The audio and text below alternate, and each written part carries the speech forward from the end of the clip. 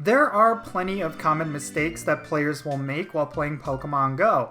Regardless if you are a veteran player or someone who just started playing the game, avoiding these mistakes could vastly improve how you play. Even if you are fully aware of the most essential aspects of Pokémon GO, you will still fall behind if you do not correct these bad habits. Thus, I wanted to compile all of these common mistakes into one video so that I could shed a spotlight on each and every one, so that players are aware of them and they could avoid them completely.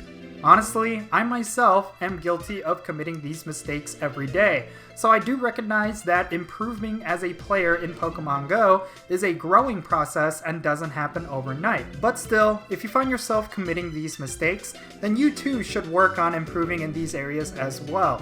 Anyway, let's roll the intro and get right into it.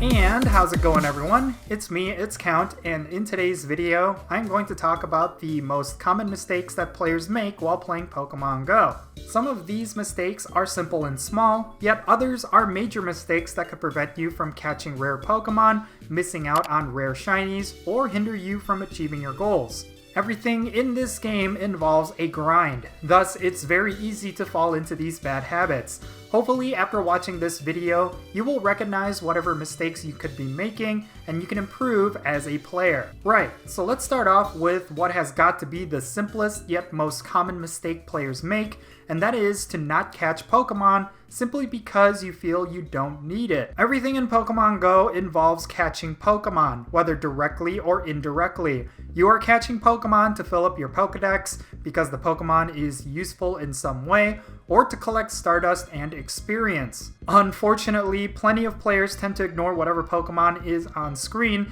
simply because they feel they don't need it. Whether it's because the Pokemon or any of its evolutions are not relevant, or because they already have it registered in their Pokedex, a vast majority of Pokemon often go uncollected. Sure, it will be extremely unlikely you will ever need to use a Pidgeot or Eradicate in raids, the Go Battle League, or gym battles, but you shouldn't ever be ignoring all of the Pokemon on your screen. You should be catching everything at every time, as long as your Pokeball supply allows it. Catching as many Pokemon as you can every day, regardless if it's relevant or not, is how you can push ahead, and it's what separates the good players from the bad.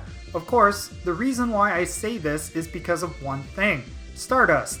Stardust is the most essential resource in Pokémon GO, and if you're not getting as much of it as you can every day, then you will most certainly fall behind in every aspect of the game, as raid battles, the Go Battle League, and gym battles all require your Pokémon to be powered up by a substantial amount. But if you are not consistently gaining Stardust, then you will never have enough of it to power up those Pokémon that you need. But of course, catching every Pokemon you can will only be possible if you have enough Pokeballs in your inventory and you have enough room in your Pokemon storage. This leads us to the next common mistake, and that is improper management of your bag and storage space.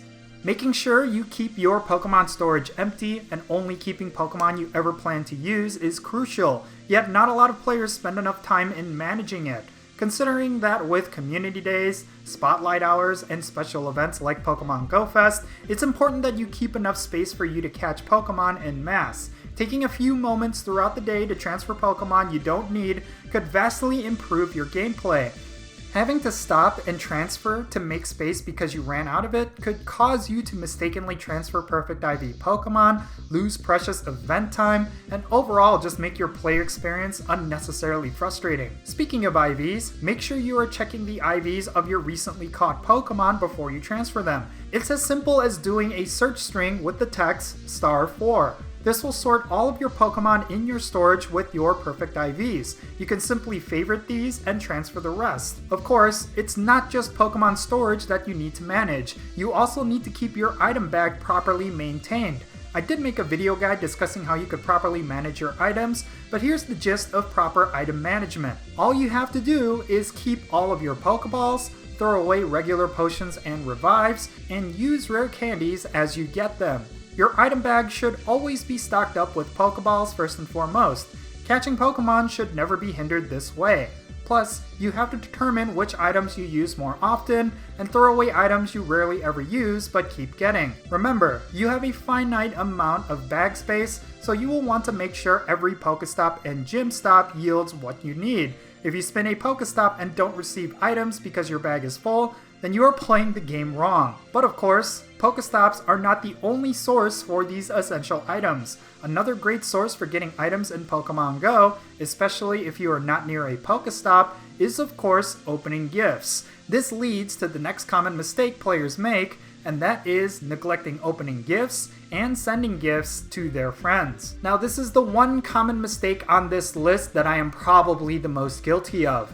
Sending and opening gifts will allow you to keep your item bags full of useful items and grant you a hefty amount of experience when you hit Ultra and Best Friends. It takes an enormous amount of days to reach Best Friends with each of the players on your friends list, thus it's absolutely crucial that you constantly level up your friendship with all of your friends on a daily basis. The easiest way to do that is, of course, by consistently opening and sending gifts. Let's also not forget that opening gifts with your best friends could potentially make both of you become lucky friends. This is one of the ways you could grow your collection with some of the most powerful and rare Pokemon. If you didn't know, Pokemon that you get from lucky trades have an IV minimum of 12, 12, 12, making it the absolute best odds in the game for getting a perfect IV. But if you are not consistently opening and sending gifts, then you will never hit lucky with your friends. Opening gifts is also a great way for you to get Stardust as well, as each gift you open could yield anywhere from 100 to 500 Stardust each. But of course, gaining Stardust is not as important as how you spend it, which leads me to the next most common mistake that players make, and that is spending Stardust on the wrong Pokemon. It can be tempting to dump your Stardust and rare candy on Flavor of the Month Pokemon. For example, if you suddenly see certain Pokemon show up in a PvP battle, it might be better for you to hold off on powering up that Pokemon when you don't have the right team to use around it. It is always possible that it could just be relevant for that day, and you will find that most people will be using counters to that Pokemon later on. Since the Go Battle League meta changes every day, it's not always a good idea to be behind the curve. Rather than investing in the Pokemon that everyone is using, you should think ahead and expect people to use counters to that particular Pokemon, so you should instead spend your resources with that in mind. Typically, after a Pokemon gets a community day, you will likely see that Pokemon make frequent appearances in PvP battles. Rather than powering up that Pokemon, you could save your Stardust and instead use a counter to that Pokemon, or you could spend your resources on what would counter the counter of that Pokemon. Basically speaking, you want to stay ahead of the curve. This will not only save you Stardust, but it will allow you to achieve more wins in the Go Battle League, while also mitigating Spender's Remorse. As you are probably well aware, maxing out a Pokemon and unlocking its second charge attack is incredibly expensive, and if you are not properly spending your Stardust in this regard, then you will always find yourself completely broke with this resource. And it's not just in PvP where I see players make this mistake. When it comes to raid encounters, sometimes you will come across players who do not know what is the best of the best versus different raid bosses, and they end up spending crazy amount of Stardust on the wrong Pokemon. I've had this conversation plenty of times. Just because Gyarados can know Dragon-type moves doesn't mean it will be the best Dragon-type Pokemon for you to power up. Just doing a little research will let you know which Pokemon you should be powering up for current and future raid bosses, and which Pokemon are best left to be transferred or left alone. Believe it or not, I have come across players that have maxed out every 100% IV Pokemon that they get, regardless if it is relevant or not. Getting a perfect IV is certainly very exciting, but just because it is a perfect IV doesn't necessarily mean it deserves to get maxed out. Perfect IVs doesn't mean it's going to be your best option in every scenario. For example, if you're going up against a raid boss that is weak against electric types, you are better off using a fully maxed out 93% IV Magnezone with Wild Charge, rather than a 100% Kyogre with Thunder. Sure, the Magnezone has less IVs and it's not a legendary like Kyogre, but it is going to be extremely useful in an instance where electric type Pokemon are required. As obvious as that may seem, I've actually seen it happen quite a lot among my raid mates. Speaking of raids, this leads me to the next most common mistake that players make, and that is to use the recommended Pokemon in raid battles and Team Go Rocket battles. It is no secret that Niantic has yet to figure out a proper algorithm for selecting the most ideal Pokemon for you to use in raids, yet players still feel comfortable using the Agrons, Blissey's, and other useless Pokemon that frequently appear in the recommended Pokemon list, and sure, the recommended algorithm has gotten better over time. If you jump into raids with a good enough collection, it will recommend decent counters to the raid boss more often than not. However, you simply cannot go by without the absolute best counters available for every single raid boss. The recommended Pokemon typically are selected based on their overall stats and typing, and not necessarily their actual usefulness in raids. It might seem logical to use Agrons in a raid that is weak against rock types or steel types, but you will almost always be better off with Rampardos or Metagross in those situations. All it takes is a little bit of research and planning right before a raid boss is released. Set up your teams with the best of the best that you have, and you don't have to worry about it until the next raid boss.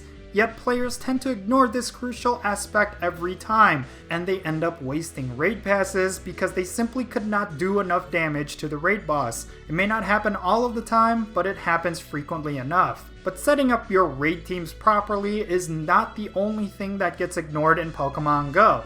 The most important aspect of this game is also probably the most ignored part of it. And that brings me to the final common mistake in this video, and that is to ignore gym battling. Now, I'm pretty sure plenty of you are good at keeping up with your gym battles. This may be an archaic form of gameplay in Pokemon GO, but it is forever going to be relevant.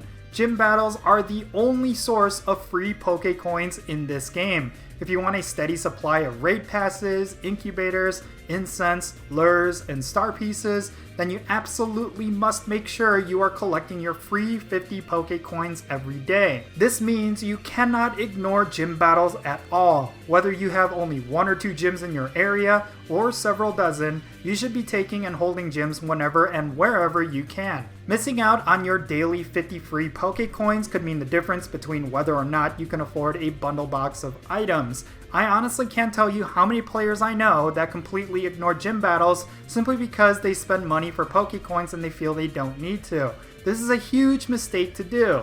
Keeping up with your gym battling, regardless if you are spending money or not, will prevent you from ever running out of raid passes, incubators, and other essential items. And if you are free to play, then even more so should you be consistent with your gym battles. Ideally, you will want to hold at least 8 to 10 gyms at a time, with 1 or 2 in high population areas so that you can guarantee it will get knocked out by the end of the day. The best thing you can do is dedicate 20 to 30 minutes every day and maintain your gym defense. Probably the best case scenario will always be falling into a daily rhythm with someone from another team in the same couple of gyms. What I like to do is attack and take over the same gyms every morning, expecting them to get taken by the same trainers every day by the time I get home. I then repeat this process every morning, and I never end up missing my 50 free Pokecoins. Regardless if you are already gold at your local gyms, you should still take them every day. Unfortunately, so many players tend to ignore gym battles because it is not relevant content to them. Yet, I think if people continuously try to take and hold gyms, more players will be able to raid, never run out of premium items, and more likely the community would not complain as much that the game seems pay to win. Really, a lot of that could be alleviated if people were consistently getting their 50 free Pokecoins every single day without missing it. But yeah, there you have it everyone. These were the most common mistakes made by players of Pokémon GO. Of course, this list is just the tip of the iceberg, and there are plenty of other mistakes that players make every single day. So leave your thoughts down below in the comments. What common mistake did I miss? Which of these are you guilty of committing every day? I would love to know. Let's have a great discussion. Also, there's plenty of other common mistakes that players make every day, especially when it comes to the Go Battle League. I didn't want to include them in this video, because eventually I want to make an essential guide video specifically around PvP, so be on the lookout for that. And if you enjoyed this video, be sure to hit that like button, subscribe if it's your first time here, I am Count Jinsula. Be safe, have fun, and I'll catch you all later.